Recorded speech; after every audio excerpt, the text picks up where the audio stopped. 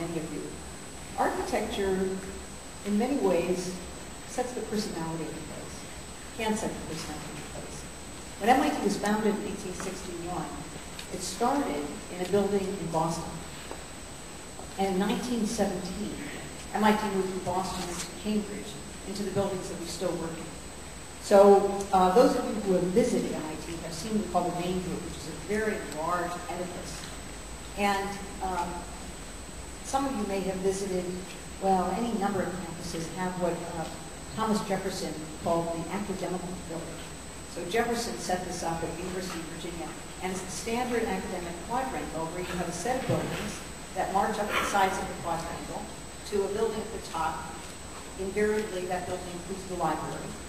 Invariably, the building has a dome on it or something, it's kind of the temple of knowledge. So when MIT was put, when the new MIT was built in 1917, it was built kind of on that model, but with an interesting variation. Instead of having separate buildings, it was built as one huge building. What that means in practice is that if you're a mathematician and you want to know how the mathematics you're working on applies to physics, you don't have to go outside because the physics department is just down the hall. What it means for me is when I need to go visit the Department of Material Sciences and Engineering, I have to think for a minute, where material sciences and engineering ends and chemistry begins, and because it all kind of blends together. Just down the hall from my office is the office of the Dean for the School of Architecture. The other direction is the Dean for the School of Science. And another direction is the Dean for the School of Engineering. What I call this is the architecture of collaboration. And I think the decision to build MIT as one building rather than the separate buildings created kind of the personality of the place that people work across departments and schools. So that's the old architecture, and it's neoclassical. It's really quite impressive.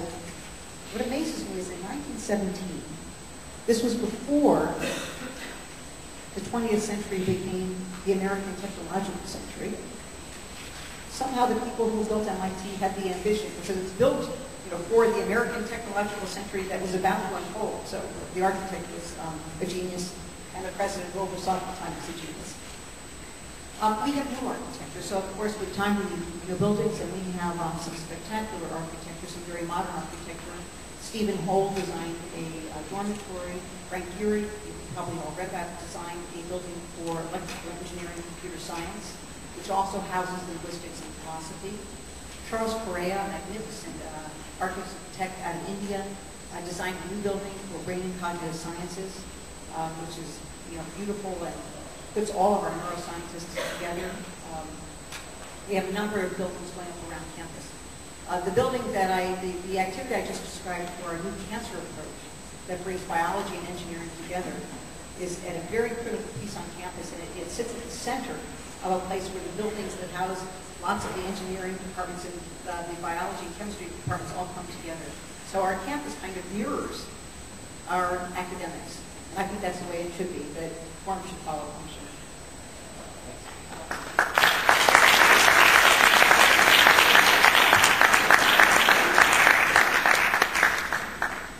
That was a spectacular set of questions. Let me compliment all of you.